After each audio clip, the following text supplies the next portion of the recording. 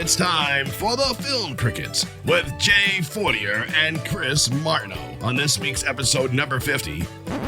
Wait a minute. If it is the 50th episode, where's the confetti and the balloons and ice cream? God, you guys are so damn cheap. All right, where was I? Jay, Chris, and their special guest, host of That Movie Show podcast, Mike Wendt, review the 1989 American black comedy film, The Burbs. Does it stand the test of time? Let's find out. Your Film Crickets are on now. All right. Hey, friends. My name is Jay Fortier. I'm along with my good friend, Steve Lavoie. Steve Lavoie. How you doing, buddy? Yeah, I'm not Chris. Where's Chris? I know that. Where is Chris? Yeah. Where is he? He couldn't make it. And luckily, you find time to cut out every once in a blue moon because I feel bad. It's like, but it wasn't as last minute. I was able to tell you like earlier in the week. Yeah, and, It just 3 days this time. We're getting better. We're getting better, yeah. Yeah. Sometimes it's literally that morning, like, holy crap, do you have time to watch a movie? Listen, thank you for filling in. And we also have a special guest. His name is Mike Wendt, and he is a host of That Movie Show. And that is one of the things I do, yeah. Yeah, man. You know what? You could tell us all about the other stuff because, that's a lot. Yeah, so I have That Movie Show. All of the things that I list, I have 3 podcasts now. That are actually active. So they're all on all podcasting apps. They're very Googleable. That Movie Show is one of them. I do with Eddie McCabe. We've actually been on about a month-long hiatus. We both just got really busy with real life and work. But the last movie we did was Cool as Ice. Ooh, yeah. Vanilla Ice classic. It had a weekend in the box office, I think. Yeah, it did. And I would say the most interesting part about that is the cinematographer basically became Steven Spielberg's go-to cinematographer. So, you got to picture the guy who filmed Schindler's List and Lincoln was also framing Vanilla Ice. Wow. Yeah. When you watched so it, we got to start somewhere, right? Did you stop, commemorate, and listen? No. I did multiple times, and I checked out the hook while my DJ revolved. Yes, absolutely. And, yes. I also do I do a movie podcast called Two Guys Watching Wrestling, where we take some of the worst storylines in the history of professional wrestling, and we watch them so you don't have to. I also do we're calling it a food show. Sometimes we'll talk about food. Myself and my buddy Andy Ferg do the F Buddies. Of course, F is for food. And all of them can be found on all podcasting apps. That's a short resume of one. Nice, man. Very cool. Well, welcome. Thank you for having me. I'm very excited. Awesome. Yeah. So what we're going to do is we're going to talk about the movie The Burbs, and I'm going to take a look at IMDb here. We're going to do the rundown right now. Basically, that is when I read the one-sentence synopsis off of IMDb, and we always kind of laugh about how it doesn't usually cover the whole, it doesn't really sum it up very well, but that's okay because it's only one sentence.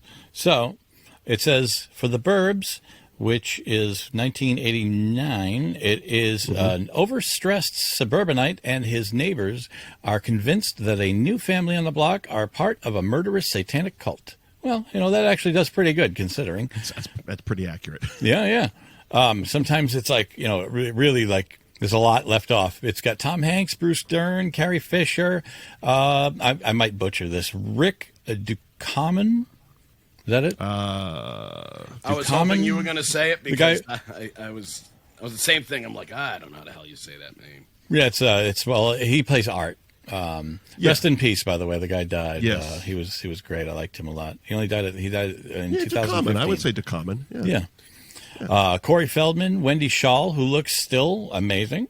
She looks just as good as she did. I would say at she's 67 years old. She looks amazing. No tan lines. She was the next door neighbor. Yeah, how awesome is that? We'll get to that after.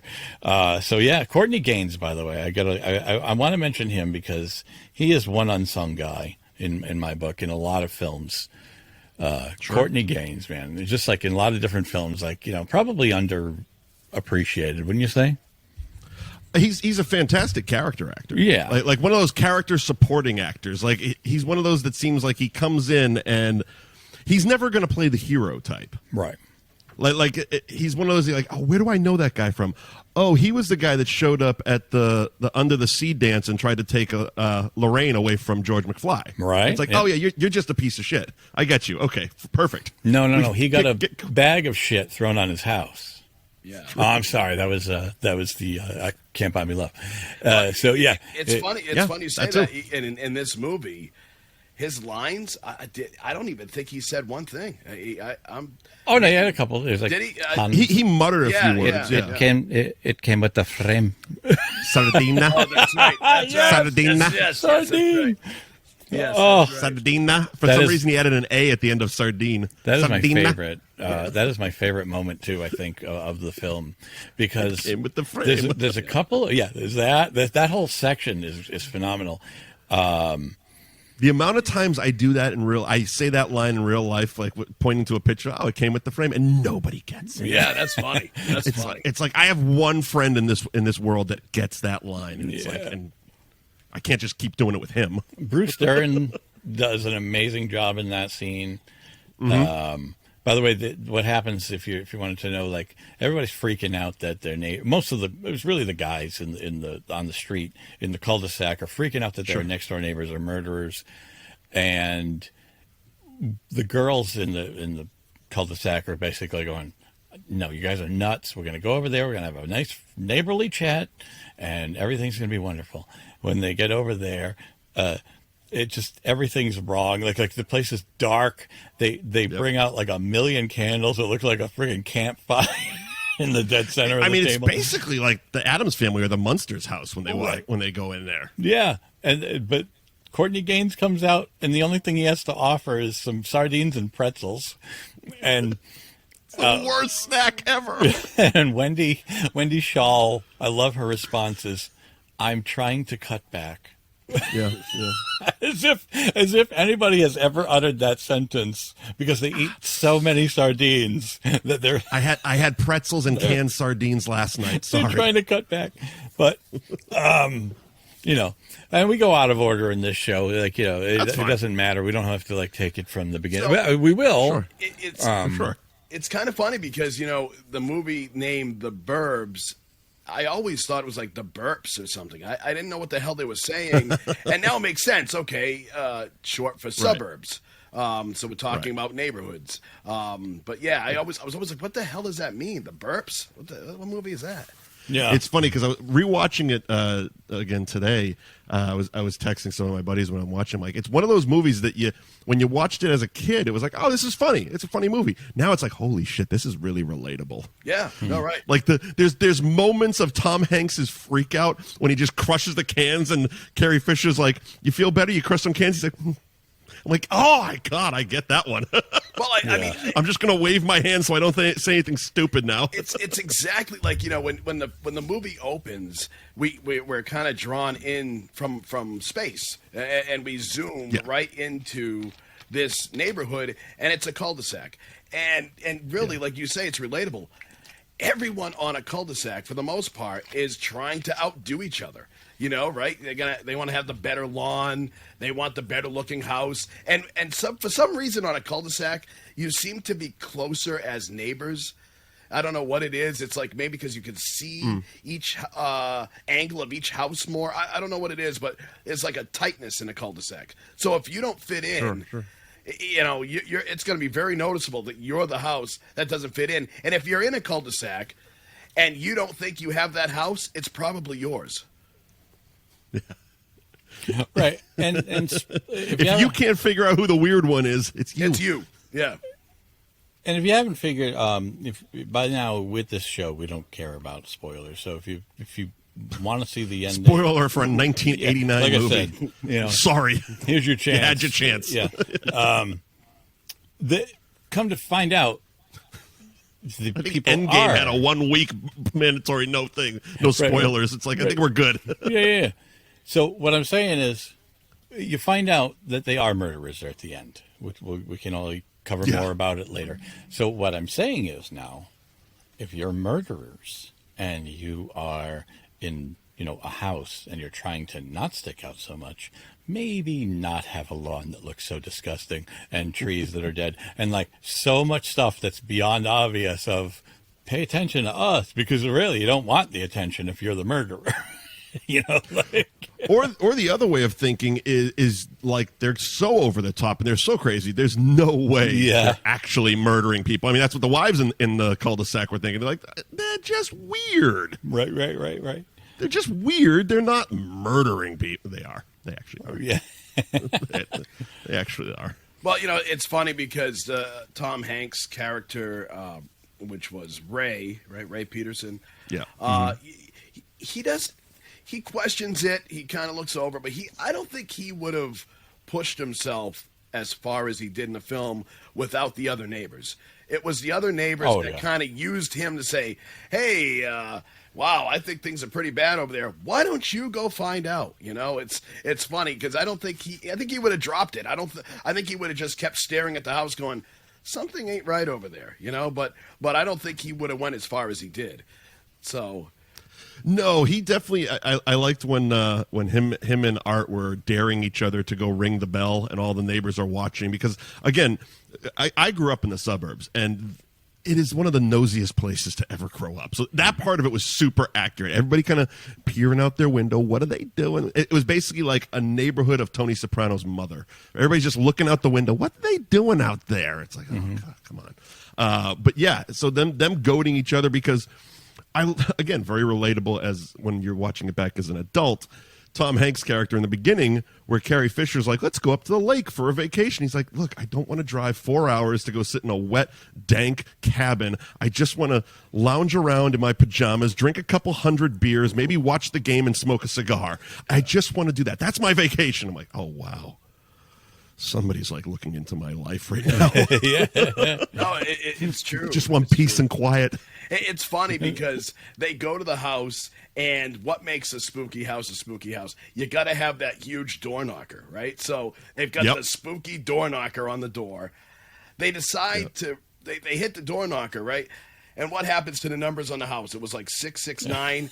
It flips around. Now it's 666, which we know from Iron Maiden is the number of the beast. But in this case, It was the number of the bees.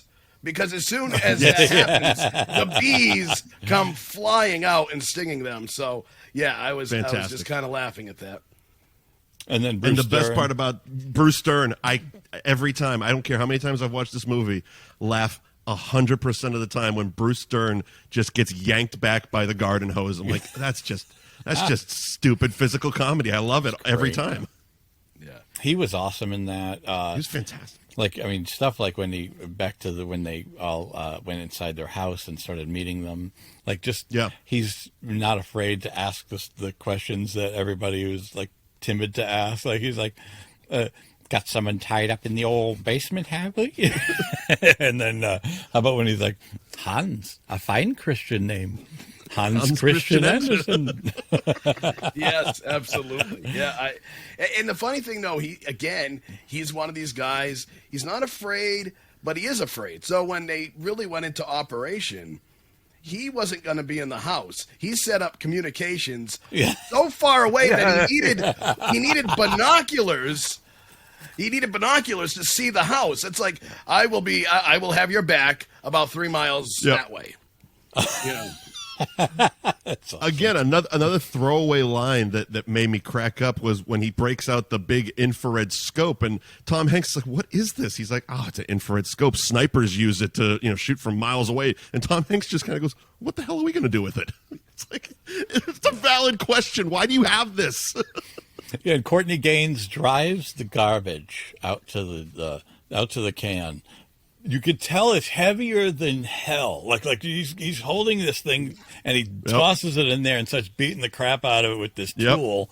And I love Tom Hanks's response to that. He goes, "I've never seen that. I've never seen a guy drive his garbage out to the street and then beat the hell out of it with a stick. I've never seen that." Well, and the funny thing about that, it goes along with the women and the men with thinking totally different things. So in that scene, I could see them saying, wow, we got to get that kind of trash bag. That's pretty tough. Where did he buy those? They would be thinking totally different than, no, this guy. Leaks. Yeah, look at that. Wow. Great quality, so I could just see them kind of saying something like that instead of thinking it's a dead body the whole time. Right. It's awesome. And the garbage man, I'm struggling to know his name right now, but Joe Dante Dick Miller? uses him. Yes, Dick Miller. Dick Miller. Yeah. Joe Dante, who directed the film, uses him as like a security blanket in a lot of his 100%. films. Yeah. Yeah. And that's one of the cool things, mentioning Joe Dante. Like this, it's right in that area where he's doing like Gremlins and stuff like that. And it's such that, like, it's an interesting hybrid of like really campy, cartoonish horror that isn't considered a horror movie. Right. It's like, on the basis, this is a horror movie, but it's definitely not. It's Right. definitely 100% a comedy. But I mean, there's the music. The music would support that, and the music was kind of spooky. Oh, yeah. It definitely had dark moments. But you're right. There was too many laughs, and Yeah. to really make you feel that you were watching a horror film.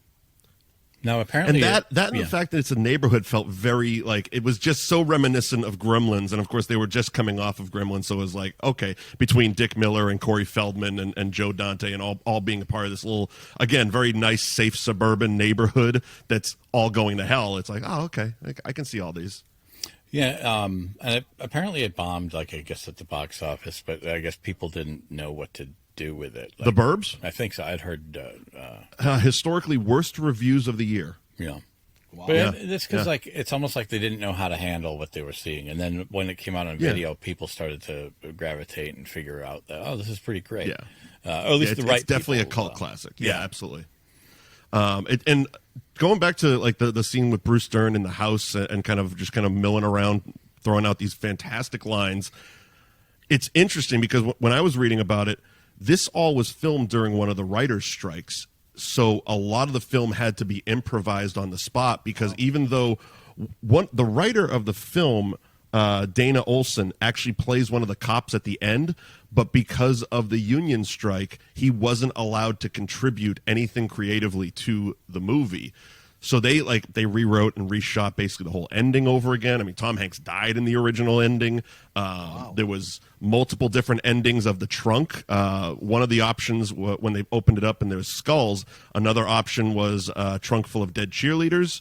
Another option was the two garbage men, Dick Miller and Robert Picardo, were dead in the trunk. Apparently they were filmed. I think they're on the Shout Factory Blu-ray, which unfortunately I still have in storage in Boston. I'm in Florida right now. Wow. Yeah, so there was a lot of improv, and most of that scene, most of the Bruce Dern shit was all improvised, which is even more impressive. Well, yeah. Oh, no, it was outstanding. He very, very memorable, like in those moments. Yeah. About a 9 on the old tension scale, Rube. Oh. Klopek. Was that What is Slavic? that, Slavic? No. No. Yeah. Fantastic. And that you got to give credit to that nutbag, like the old dude, like Ruben. He's sitting there, like, not just that, but like he's staring the whole time at. Oh, he was perfect. At Tom Hanks, like with those jowls, like his face. Theodore really, Gottlieb is the actor. You know what I mean? Like it's Yeah. Well, Yeah, I and, think Pitch perfect. I think when you're a good actor, when you could take something that maybe wasn't like the best part to have, but you make it so good. Like some of these people get handed gold on a platter, right? Because it's like, Sure. here's your you read through the lines and they got the funniest lines and the best scenes. But to take a character that doesn't say much and really would be somewhat boring, but we're talking about it now, that's a good actor. I mean, that's really cool. yeah. Well, absolutely, and it's one of those things. I mean, Courtney Gaines is a great example of that in this movie. That there's no such thing as really small parts in acting. You have to. I mean, that's part of the job. You have to make it as big and as much as it can be. You can't just kind of phone it in, or everything else around you kind of falls apart. And like, just to personalize it and to toot my own horn a little bit, back in was it this year? Yeah, it was April. The movie The Unholy came out. and I was in that movie. I filmed it back in September during COVID. Like, it was one of the first productions back after the pandemic, when Hollywood started to get back going. So I went out and I filmed a day on it, and I was a blacksmith, and my job was in the 1800s to hammer an iron mask onto this woman, presumably a witch's face. Then we, hung and burned her. It was a whole, thing. We had a cult and all that stuff. It was awesome. And did that. And I threw myself into it. I was making it my all. It was weird because when I was on set, they sent me over props, and I was a blacksmith, and they had this table of hammers. And I go, okay, which one? She goes, oh, no, you can choose your hammer.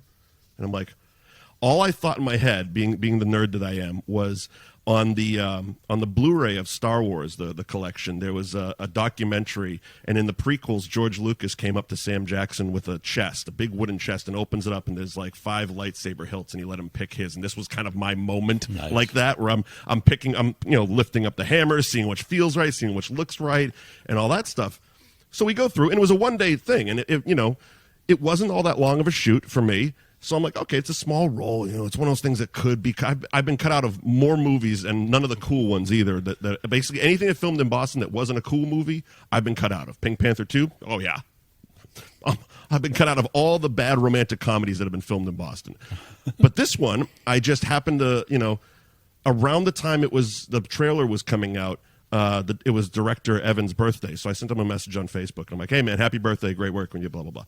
And he goes, oh, yeah, by the way, you opened the movie. And literally the first thing you see is my big stupid head hammering this thing. And it's like, if I phoned it in, the opening of the movie would be fucked. Mm-hmm. So it's one of those things. I had no lines. And again, it was a 4-hour shoot. Like, it's not like I was there for, 3 months and, had all these lines. It's like, but it's the first thing you see. So if I just, if I had not given it my all, that opening shot, would have just not worked as well, in my opinion. So it's very similar. Like, you take a role like Courtney Gaines as Hans Klopek, and he's like you said, he mutters a couple things, sardine and all that stuff. But if he didn't add his little touches to it, and he didn't sell every part of it, like when Wendy Shaw at the dinner table kind of brushes his thing, if he didn't freak out like that, the role just wouldn't work as well. He could have just, don't touch me type of thing. But he freaked out as if he's never been touched by a person before. So it's really cool to see the smaller roles like that. I forget what she says. It must be so good for you, hands. Hands. She touches them. Yep. Hands. And then Ruben. I like the moment with Ruben when they were like, I don't remember seeing a moving truck out here. They go, I don't understand that because it was outside all day. It's like his delivery is so freaking awesome, man. He was dialed up to 11 the whole time. The whole time. He never came down. It's like, and Henry Gibson, fantastic, another fantastic character actor that worked with Joe Dante on Inner Space. He plays the doctor, and when Art sets off all the alarms, he's like, another neighbor, the fat one. I'm like, God damn, man. Or even the passive aggressive that he does to Carrie Fisher when she's like, I never got over here when the naps were here. How unfortunate for the naps. Sorry. No, it is funny though. I should have warned everybody. This is going to be a fucking love fest for this. But it's a quote fest, absolutely. Yeah. I love it. Yeah. It's funny though. You think of what are your neighbors saying about you? It's like in real life. This is where you think you're watching the movie and go, "Oh, it's the fat one." I wonder if any of my neighbors call me the fat one. I mean, I wouldn't put it past them and blame them, but do they ever go, No. Oh, look, there's the fat one. No, unless you make them angry. Like Art pissed them off a lot. So he said, because if they liked him, they'd be like, that guy's kind of big. Right? They would soften it. Yeah. You know that guy across the street's kind of the big guy, right? He's kind of he's husky. But if they don't like him, then that's when they hammer he's it down. Yeah, that's exactly how they handle it. Oh, that is funny. Yeah. No, it's great. Even wasn't it the Corey Feldman? Didn't he say a line where he's with the fat one that's with him or something like that? Didn't he call him fat also? I think he was called Fat before. He did. Probably. Yeah. Probably. Well, all right. So, all right, that you know, Corey Feldman, young kid. So, like at the time, like teenager. So, like a teenager, you can't. I just meant adults. If you piss them off, they're gonna do that change of terminology. Kids, they might just say whatever the hell they want. Now, I did hear, and I saw. I mean, he basically admitted it through his own Two Corys movie that he kind of put out, whatever. Like he put out a movie about himself and described that he was so messed up on that set that like he was barely getting lines out. Wow. Yeah, this was an interesting time for him because it was also like right around where he was kind of like at his peak as an actor. I mean, he had done Stand By Me a couple years earlier, coming off Lost Boys and License to Drive, and I think he had just Dream a filmed Little Dream. Dream a Little Dream. Mm-hmm.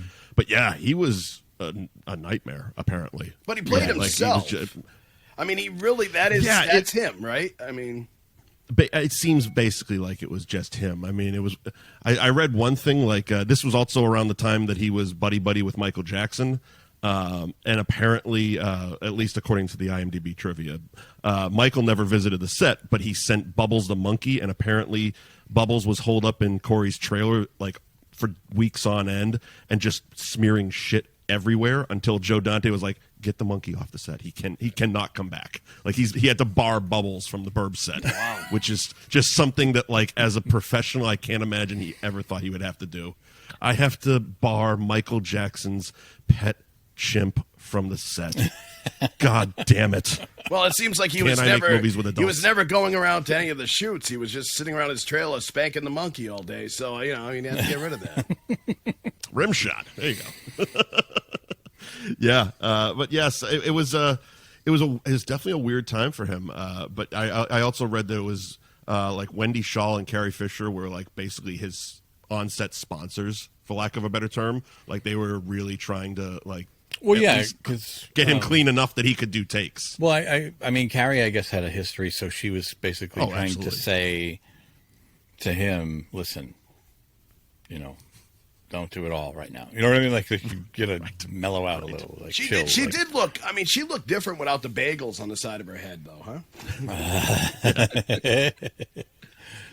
Funny, and another little funny thing. Apparently, she was wearing a wig in this movie, but it was the same style as her own hair. So after she would nobody knew it was just a shade lighter. Like I guess she didn't want to color her hair, so they just fashioned a wig that was the same style as her own. But in the movie, I mean, would that kind of go along with the line where he kept talking about her hair? Remember, he said, "Oh, I'm guessing that's what he meant." Maybe that was like the joke, like kind of that they brought on from behind the scenes. I would say. I'm guessing that's what it was. Yeah. Well, there's a scene because it's just kind of nowhere, and he keeps repeating it. Yeah, it was weird. When they close to when they're figuring out that they actually are murderers. They break two of them, Tom Hanks and Ray, who plays Ray and Art, both break into the basement of the Klopex house. You're just doing anything to not say his last name. Oh God, no. Duckman. Yeah, screw that. Duckman. Yeah. Well, they break in and they start digging you up in the basement, and he hits the gas line, and Ray walks out. I mean, Art walks out, and then Ray comes out like all burnt up. Tom Hanks, he's all like, and what I love is when he walks down the stairs, the little shuffle. Yeah, it's like it's like the way it's almost like he has rollerblades on. Yeah. I couldn't do that. Like I mean, like I could try like probably 12 times and not do it as well as he did it for that moment. It was like, and it's funny because I thought the same thing. I'm looking good. I'm like, are there rollers on the steps? Like, because it seemed like there were rollers. Like he just rolled down each step. I don't know how he did it. It was just like a little shuffle, but like it was perfect.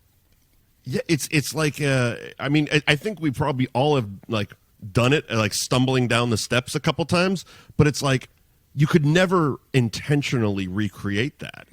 So it's almost like, well, was it an accident that just worked, or is he just that damn good? I think I really I was awaiting it because I love that moment. So I was watching it, and it looked like he actually made the effort, but to the point where we all think it's like accidental. You know what I mean? Like he does it so well.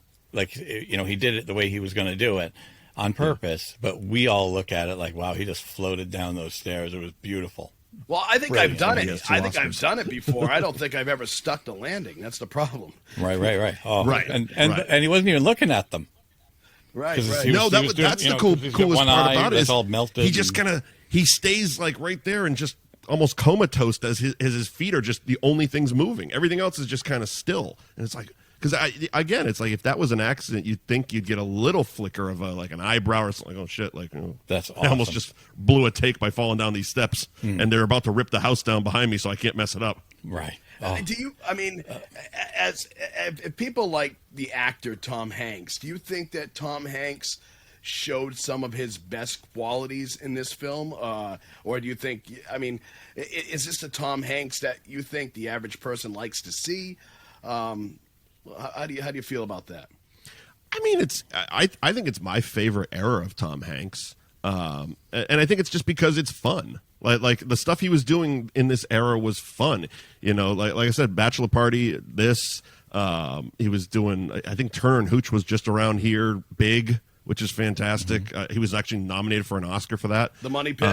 The Money Pit. Even Dragnet, which isn't a good movie, but there's moments in it that are just so good between him and Dan Aykroyd, and it's just like, yeah, that's awesome. And it was that fun, younger Tom Hanks who's like, I'm coming off of Bosom Buddies, and now I have to be a movie star type of thing. So he was definitely giving it his all, but it also felt more fun. Now, granted, obviously, you don't win Oscars for having fun, so he had to, you know, obviously move on to other things. But there's no money. I love this era. I mean, there's no money in what he too. was doing at that time, right? As opposed to the serious Tom Hanks probably really making some cash. Yeah, well, that and also, you know, it's one of those things as you get older, you know, these types of comedies become less and less funny, and it's more like, it's the old man doing slapstick. Stop it. Unless you're Leslie Nielsen. Stuff, Exceptions to every rule. Yeah.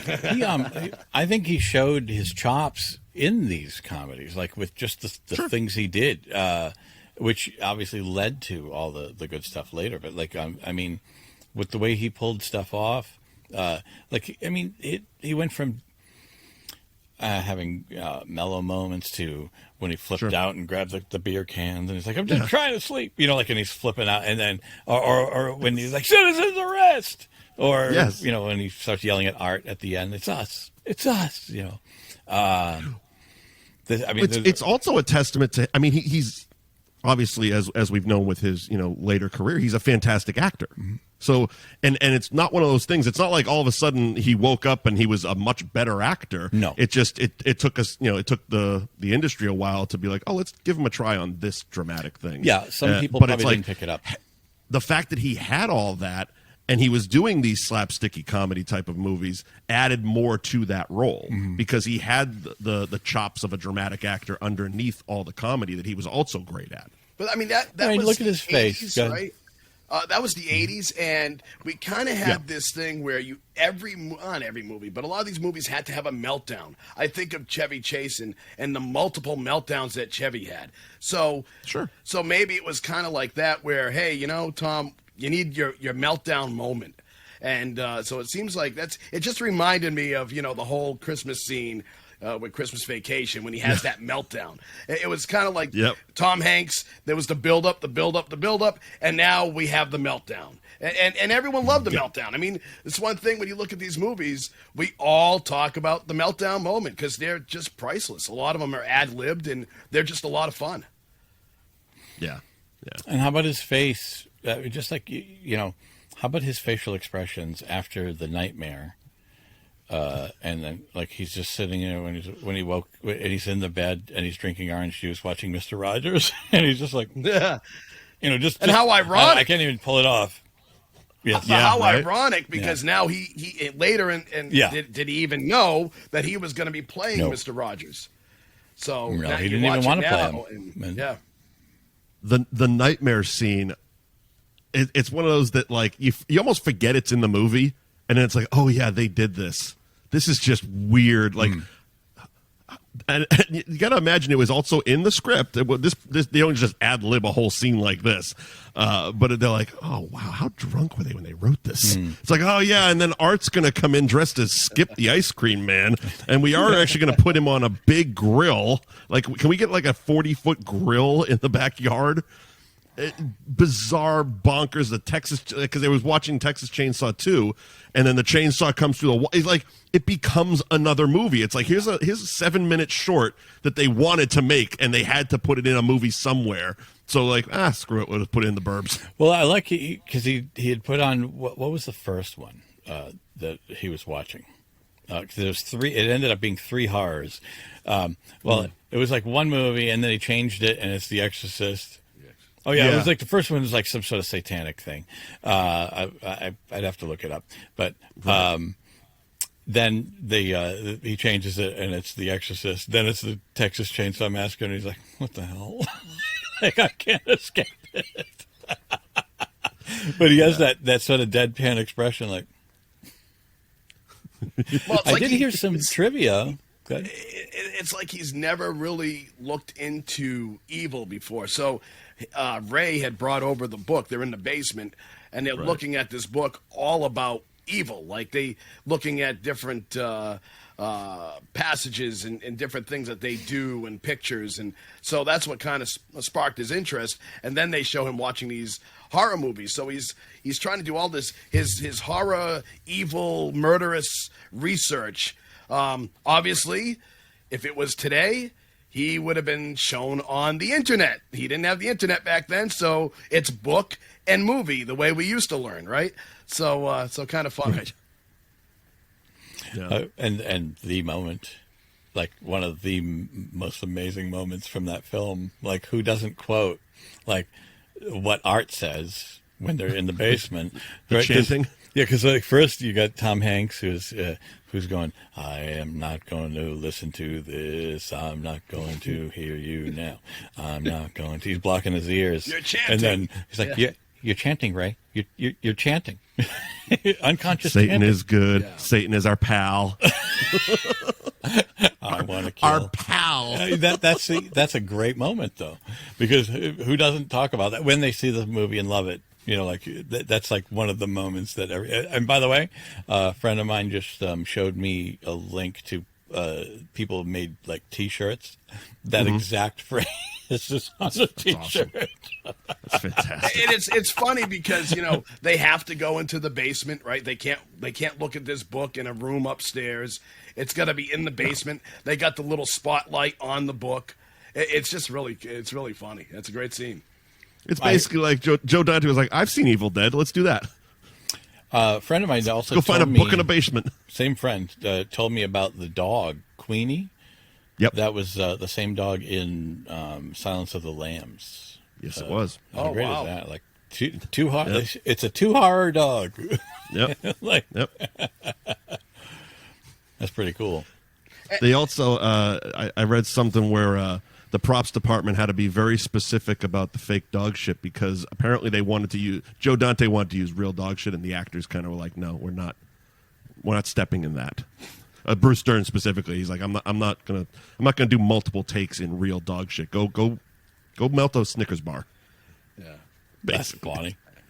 Wait, hold on. I got to call my actors union president on this one. That's not in the contract. But yeah, real dog shit. No, not anymore. No, you can't get away with that stuff. And they think they think that because the neighbor down the street, Walter, is missing. Yeah, and they think that the Klopeks had something to do with it. The Klopeks are the crazy family next door, and when they visit them in the middle of the movie, Tom Hanks finds the toupee that belonged to Walter, the missing guy. So he basically hides it in his shorts. And they're like, hey, why don't you take your balls out of your wife's purse? And he reaches into his short. They're like, it's a figure of speech, Ray. And then he pulls out the rug, and he goes, you've had that in your pants all day? In fact, that was the wig that Carrie Fisher wore. No, I'm just kidding. There you go. Funny though, it's a joke that could only happen in the 80s because who wears shorts that short anymore? Oh, it's great. Yeah. They, you know what I mean? Yeah. Like those were mid-thigh shorts on Tom Hanks. Almost like those are super short. Almost 70s NBA style. Yeah. Yeah. That's awesome. I think Larry Bird was the last guy to wear shorts then. Yeah. Yeah, there's so many good moments in this film. Like it's something that meant a lot, at least to Mike and myself. Steve, you saw it for the first time in a long time, right? Today, I think I only saw bits and pieces. In fact, maybe even the ending. So yeah, today was like I was watching, going, I remember this a little, but not. I never watched it all the way through. So it's good. But it's tough watching it now after seeing all of his other stuff. It is a different character. Him being Tom Hanks. Yeah. It's a different character. So it's tough sometimes. You almost have to go. It's like listening to music, and you listen to one band with one singer, and then you listen to another singer, and it's sometimes hard to go back and it's what depends what mood you're in, but. I see him every movie now. I see him as Forrest Gump, and it's so it's tough to see Tom Hanks in that other role, and so that's when you watch a movie so far after it's been made, it really has a different impact on you. I think, and like I mentioned earlier, it's a completely different type of experience watching it now as a 42-year-old man, as opposed to back in '89 when it came out, and I was 10 years old, something like that. Right. It's completely different. Like back then, it was like, oh, that's funny, and now it's like the line after the orange juice scene where Carrie Fisher is like, he can't come out until he resembles the man I married, and Art just throws like, hey, we don't have that kind of time. Yeah, and I'm like, God damn it, these throwaway subtle like. Can Ray come out to play type of things as an adult just land better. Yeah. And I also that he knocks at the window while they're watching Jeopardy and then ducks down when she turns around. When she turns. No, but it's like somebody knocked at the window. It's like, eventually she's going to find out it's you, Art. And then he finally picks his head up and goes, you want to come out? It's funny, too, because I love how serious they take Jeopardy. They both have, like, pens and paper, and they're almost like they're on the show. Like you can picture them every night. This is Jeopardy time, and this is very serious. We play this just to see who's smarter within the family, right? But yeah, it's funny. And the other thing is things that you wouldn't notice when you're younger. Walter's getting his lawn done by a professional yard service. Now that's something that people think about today, going, there he is. Like, too good for Scott's seasonal treatment. I got to go with the evergreen truck and cheat. You're a cheater, But we don't think about that when we're teenagers. We really don't care about lawns or anything like that. So, and one of the most I would say 80s suburban moments was probably Art sitting on the porch drinking a beer with the teenage kid across the street. Because if you notice in that scene, him and Corey Feldman are just sitting on the porch having a beer, and Corey Feldman's playing he's not even, I can't imagine he's even 16 years old. He's got to be in the 15, I would say 14 to 16 area. But like, I doubt he can drive at this point, but they're just sitting on the porch having a beer, and it's like, that's so friggin' 80s. Like Art would be so arrested now. I love the Corey Feldman character because it's just so funny. Like, no, we don't want to go out. We're going to sit down. Come on. He takes his girlfriend. He's like, pulls out a couple of lawn chairs. We're going to watch my neighbors. It's awesome. And then sure enough, like all the shit that he's expecting. Invites the whole bunch of friends over. No, it's cool. It's like a live theater show. I mean, some of the stuff that made it silly, like obviously the house blows up, and then they show it a few scenes later. It's still a structure. It's on fire, but everything that blew up, it's already back together. It's like, okay, little careless there maybe, and staging that all out. And that's what made it kind of silly, I guess. That's what made it different than saying, wow, I watched this and I thought I was watching Friday the 13th. It was not that. And I think maybe that's what killed them, because when it came out, maybe people thought more of a horror film that wasn't far from the Friday the 13th, the Halloweens. So if someone said, hey, Tom Hanks is in a horror film, well, then you really, if you wanted comedy, it was funny, but maybe not as funny as some movies. If you wanted horror, it wasn't really horror. So I guess for some people, if they were extreme on one end or the other, they were a little disappointed. I think it gets what it is that like it did draw in people that weren't ready for what they were about to see. So like think about Joe versus the Volcano, which was one of the first movies we did here on this show, and that's another like, you know, like who expected what they saw? Almost no one. You know, a bunch of people that live on an island that are addicted to orange soda. I mean, you know, it's also it's one of the things like movies like, you know, Joe versus Volcano. They're movies that I look at them like this would never be made today, and for no other reason than it's like too much of a most of the stuff that hits the theaters now has to be franchisable. And it's like, these are just movies. They're one-off movies are so rare now. I mean, you find them more on streaming than anything else, but like it's one of those weird things that now with, you know, the way the industry has gone, you don't see them. Like the original, not attached to anything else type of stories that are just, you know, they hit the theater, they make a couple few $1 million, and then they're hitting video cassette rentals, you know. But now what they're going to Netflix a lot, like a lot of the comedies are going there. Like David Spade had a comedy with this girl, the wrong Missy or something like that. Adam Sandler gets a contract. He does 5-6 movies for Netflix. You know what I mean? Like I'm saying, like it's probably a safer bet than saying, oh, it's going to cost a lot more to have us ship them all to the theaters and then wonder if people are going to show up. Sure, but the return is definitely less. A few scenes, you know, they were eating breakfast, and obviously Aunt Jemima's bottle is facing you, so you can see that he has Aunt Jemima's. So there was a few scenes where maybe they could get their ads and their selling, but yeah, for the most part, it really wasn't about any type of product or anything. It was. It wasn't really, like you said, franchisable. Probably tough to do anything like that. I'm not sure if that cereal was real, but he was eating cereal like at the while watching Freakies, Jeopardy. Wasn't it Freakies? Yeah, I don't know. Fricos or Freakies? Like Yeah. If it was probably just for that year, and then it died. Yeah. If you look closely on one of the shelves, there's Gremlins cereal. Oh, cool. Nice. That's cool. That's really cool. Yeah, there was a lot of weird. Like I saw in the basement. In the basement scene, there's the Rosebud sled from Citizen Kane, just randomly hanging there. You know, just weird little nods there that you're like, that's somebody had fun. You know, the props department was having a lot of fun with this one. What do you guys want to get to final judgment? Well, the only thing, sure. One of the last surprises I had was Corey Feldman's friend Steve Koontz, the one who was talking to Rumsfeld on the roof, being like, "Dude, when's it going to happen? I got to go to work."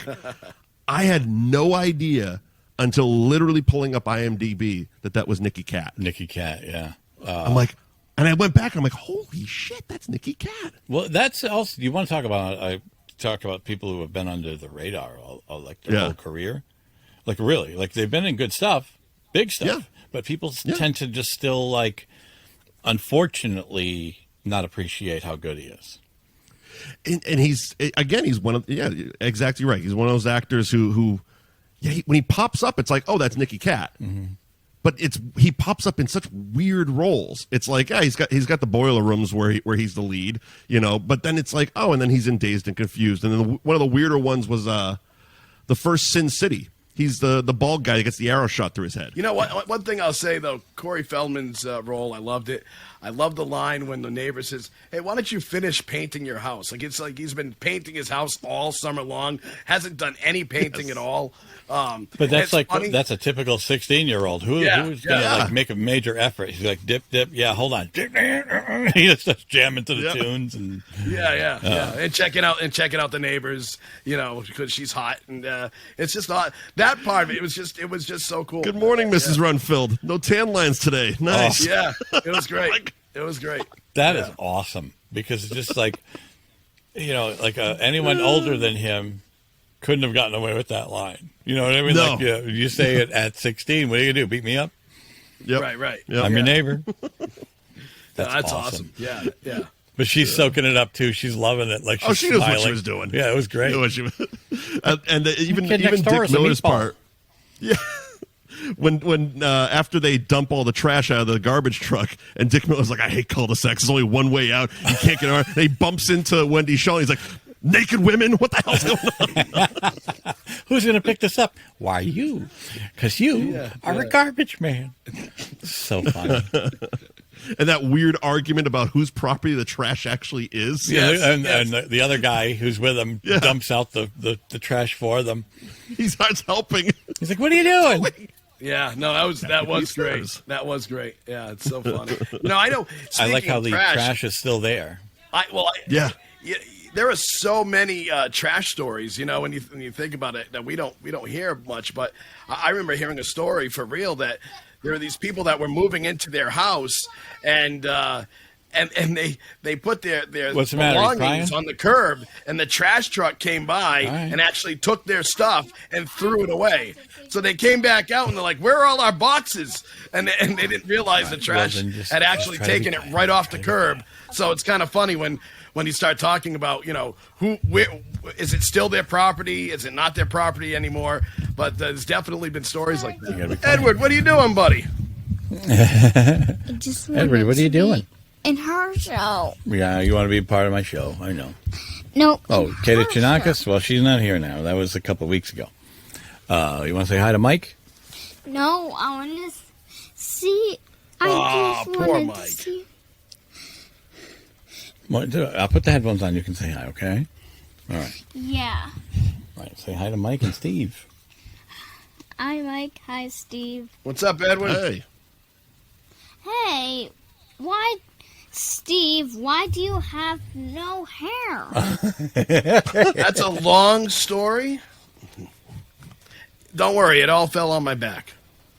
Why do you have no hair, Because Steve? usually, you know why? Because you're used to seeing him with a hat.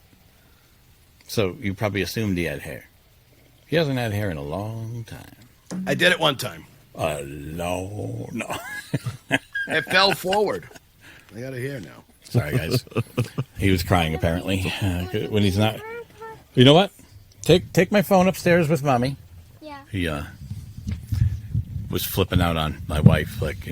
All right, let's hit the final judgment, and then we can... Sure. All right. It's time now for final judgment. Are you ready to rubber stamp this bitch? Here's the final judgment. All right. Now, we are going to decide... So serious. Yeah. Well, Guy really you know what? has problems. You gotta watch. That might be like, that strange neighbor. He's got the weird joking of the bell and. It's joke. funny. When I years ago, a lifetime ago, I used to run Hollywood video stores, and they had hired Don LaFontaine to do a bunch of promotional stuff, and he actually did kind of it was like a weird tour of the stores, and we were the first one. The one in Saugus was the first one on the East Coast, and they brought him by, and they were like, "Oh, this is." And Don LaFontaine is, of course, the famous "In a World." Yeah. And I'm like, that it was like I was one of the only people that got that. I'm like, no, that's the guy. That's the guy that does the voice that you. You work at a video store. Why don't you know movie trailers? Yeah. Jesus and Christ. he's on like all of them. I mean, he is the go-to guy. Yeah. Well, you he's dead imagine? now, but he. Well, no, but he he's dead was. now. Is what I'm saying. Right. Yeah. And he just talked like this all the time, and I'm like, holy shit. Well, Yeah. so to address the idea of how serious it sounds, Yes. we thought of it as a goof. to call it Final Judgment, because there's nothing final about this. It's an opinion. There's nothing rubber stamping, because you could change your mind next week if somebody enlightens you as far as, if you think it sucked, but then someone goes, yeah, but what about that? Okay, so like we kind of jokingly called it Final Judgment. So let's make it as dark sounding and like, ooh. So that being said, let's start with the guy who is least full of knowledge with this film as far as having seen it and most of his life. So we'll start with Steve, because I think I'm most interested right now in what he takes on this. I watched the film, and the whole time I was thinking, you know what? I can relate to what they were talking about. Cul-de-sacs, like I said, I think that even if you were in a real estate business, you kind of, you got a winner if you can sell a house in a cul-de-sac, because people are looking for dead ends, cul-de-sac neighborhoods. So that is, to me, when they were competing against kind of the lawns and everyone's house looked nice, I can definitely see that. So that, to me, that stood the test of time as far as that type of atmosphere. Everyone has that weird, spooky house. So to me, that definitely fit in as well, because you always have that house where you're wondering what's going on. By the way, it's not painted. Maybe there's 1,000 cars on the lawn, or something like that, or the shutters are missing or something. So definitely every neighborhood has that house. So to me, there was a lot of things that stood the test of time. I think that.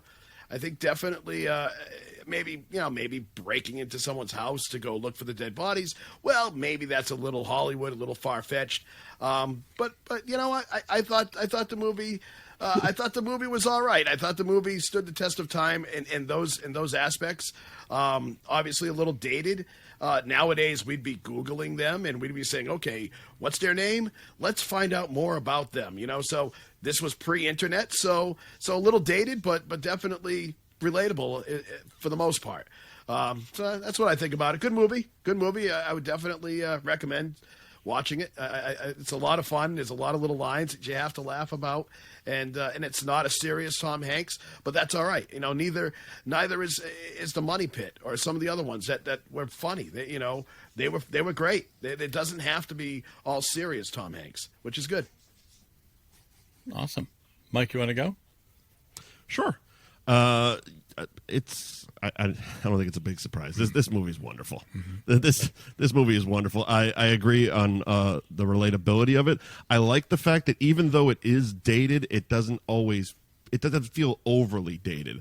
Like one of the things I think a lot of movies that are made now are going to fall into is they're going to feel super dated in like 20, 30 years, because we're not going to have the same technology. We're not going to have the same trends. Anytime you see a movie where they mention the Kardashians or something like that, it's like, ugh, how many years ago is that? Like, it's one of those movies that it's like, it could really take place at any time, especially for the age group of the people. Like, the only difference would be Corey Feldman and his friends would have phones, but the parents on the block, like I think about, like my parents and stuff like that. It's like, yeah, they're not Googling, they're looking out the window at their neighbors trying to figure out what they're up to.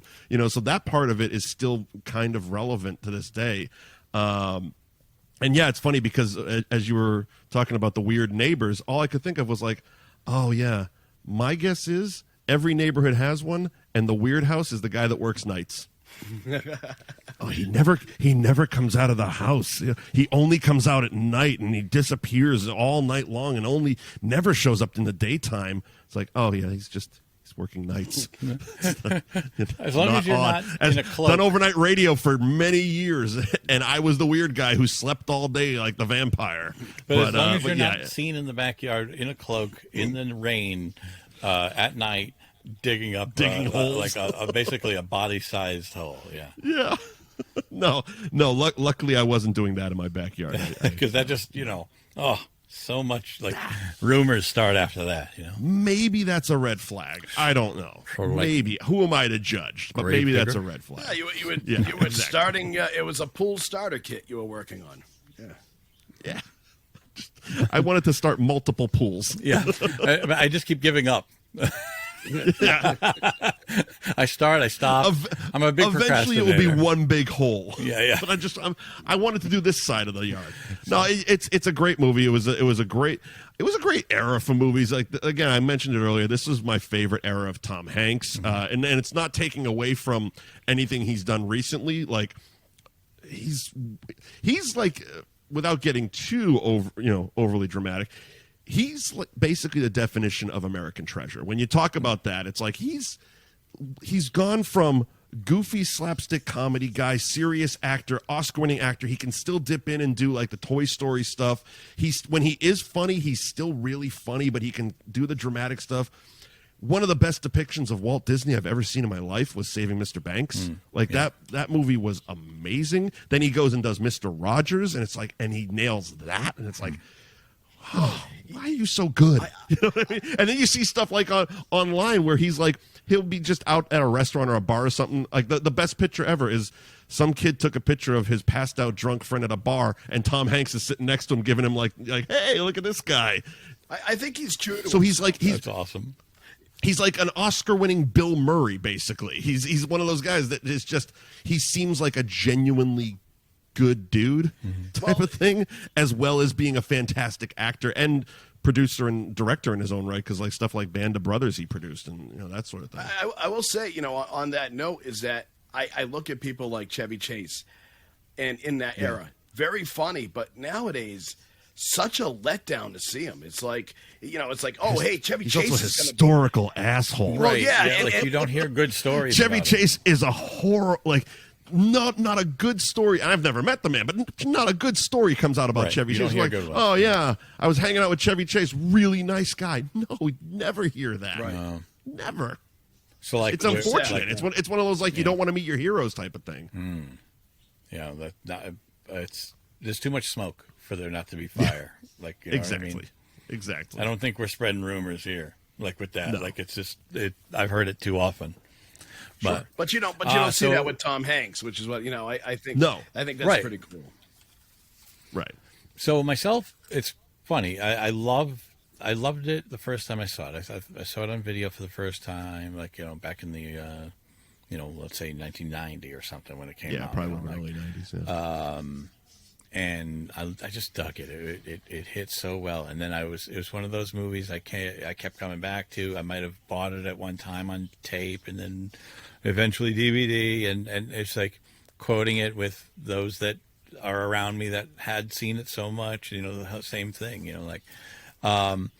It's funny with a movie like this. I love it so much that like I put it on a show like this. And then I go like, I don't want to. When it comes time to Final Judgment, what do I mean, of course I think it holds up. Like, I've been loving it for so long. It's been hitting on so many cylinders. So what I like to think about is how well would others like it, other than me, like, or maybe like a little younger. And I would say I would only specifically like to know a little bit more about this person and their sense of humor first before I would say, hey, like I don't know if I'd recommend this to everyone.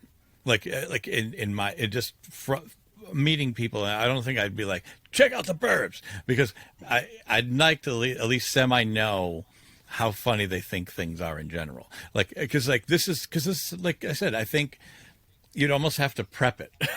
Like it's say, all right, just so you know, it's a horror comedy thing, so don't expect one or the other. Just go. You'd have to like sell it in a way to some. Others, I think it would hit perfectly on the mark. So I think it holds up. I just think it's just specifically, like we had already said, the right cult like following, for the right people. It holds up for the right people. Others might think it's the worst thing they've ever seen, only because they're not. No, I'm saying only because their brain ain't in it. Like, they're right. I've seen stuff. I'll give you an example. It's not an exact perfect parallel, but so many people love the movie Donnie Darko. I think I saw it once and I was like, meh. You know what I mean? Like, and so I'm with you on that. But there's a lot of people that fucking love that movie. Fine. No, but there's a lot of people who love that fucking thing. Oh, yeah. And I Absolutely. can't see it. I don't get it. Like, you know what I mean? Like, so it was like, but wait. And it's like, no, I don't get it. Like, it just wasn't that good, in my opinion. So all I'm saying is, obviously it's not, like I said, it's not a parallel to that. But Sure. I absolutely think it holds up. Sort of. Yeah, I guess. But I'm just saying, I think it holds up. I just like to, I would say for the right people, it'll absolutely do well. I've also noticed that, like, over the last few years, especially, I think I've aged out of knowing what people like. Not to sound old manish. No, but I got you. Like, I got you. I don't. It's hard and almost heartbreaking to recommend things to anyone under 30.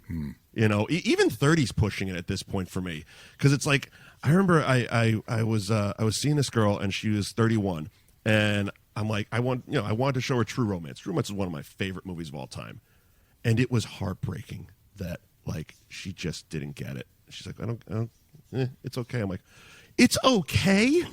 It's one of the best movies ever. Yeah, we did that about a month ago. Yeah. And I don't think we can, like, I don't think I can talk to you anymore. Like, it's one of those things, it's like if you don't like certain things, like, I don't think we can be friends anymore. It's funny because some people don't like Will Ferrell. You talk to some people and they go, I don't know what's so funny. And I think he's a riot. I love his movies. But there's some people that don't like him. Some people that don't like Adam Sandler. It's just, like you said, it's true. I don't know what people like anymore and what they feel is funny, and especially with music. Yeah. Music is totally off my radar. I have no clue what cool music is to other people. Nope. I literally, anytime I hear newer music, I immediately think of that episode of South Park where everything Stan hears just sounds like farts and shit. Because it's because I'll be in a car with somebody listening to this music, and I'm like, this is terrible. Like, this is new. This is great. Blah blah blah blah. And then, like, 20 minutes later, I'm like, this is the longest song ever. And she'll be like, no, there's been 5 songs. I'm like, ugh, this stinks. Put on the Doors. Like, I know I'm old. Fuck off. Yeah. No, it's true, and I think music and movies go hand in hand. And it's funny you mentioned Will Ferrell. I'm weird with Will Ferrell. I'm a second viewing appreciation of Will Ferrell. Like, most of his movies, there's exceptions to every rule, but most of them, I'll watch it once and be like, and then I'll watch it again and be like, that's the funniest thing ever. Step Brothers was one of them. I went into Step Brothers being like, this is going to be the dumbest thing ever. And I came out of it, I'm like, okay, I laughed a few times. Now it's like, it's a go-to. It's like, I need to laugh tonight. Step Brothers is going on. Campaign is one that nobody talks about. Him and Zach Galifianakis. And I do not like Zach Galifianakis. Like, I think he's great as, like, the third guy in, but definitely, I have a weird list of guys who shouldn't lead movies, but they're great as 3 or 4. Him and Jack Black are at the top of that list. But that movie The Campaign is hilarious. It is amazing. And the first time I watched it, I think I was just like, Zach Galifianakis leading a movie, I can't do this. And I put myself in a weird mood. But then once you get over it and you watch it again, it's like, oh, this is really good. Another guy that's really not, I mean, he has speaking roles, but it's how he presents himself. I mean, it's a lot of times he's not saying anything. It's just he just, you know what I mean? Like, who's this? On Zach, like, he says things, but it's a lot of it is his body language and his, you know what I mean? It's not like a Will Ferrell who's constantly saying stuff and. Well, that's probably also that's one of the reasons I think he's great as, like, a third or fourth guy in. Like in The Hangover, Zach Galifianakis was perfect. In High Fidelity, Jack Black was perfect.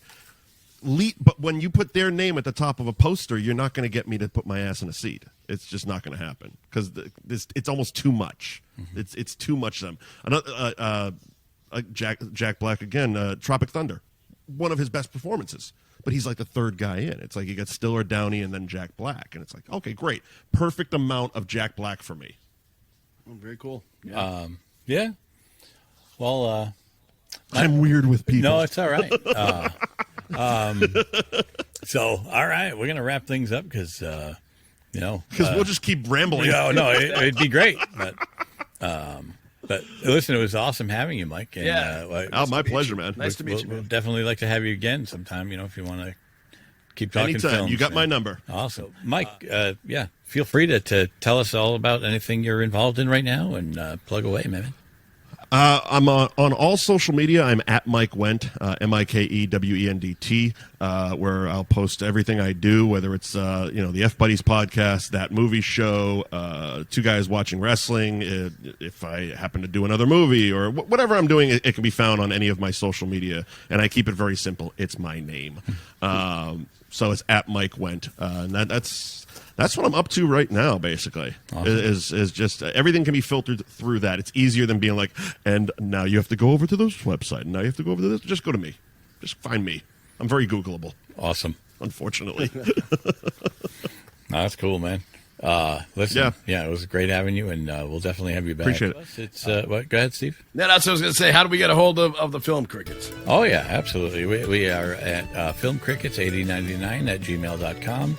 And we are on Facebook, Twitter, and now Instagram, which is basically what's cool is that we're doing clips of our videos. So it's basically like as a lure to get you to check it out. So if you like the clip, maybe you like to check us out because we are on YouTube. So if you're only listening on audio and you want to check us out on video, we are on YouTube. Just look us up, The Film Crickets, and you'll find us, and just subscribe and like. And by the way, please rate and review on Apple. We got to get our name out there and noticed, so that'll be really cool. All right, folks, have a great week, and we'll talk to you soon. Bye. Chirp about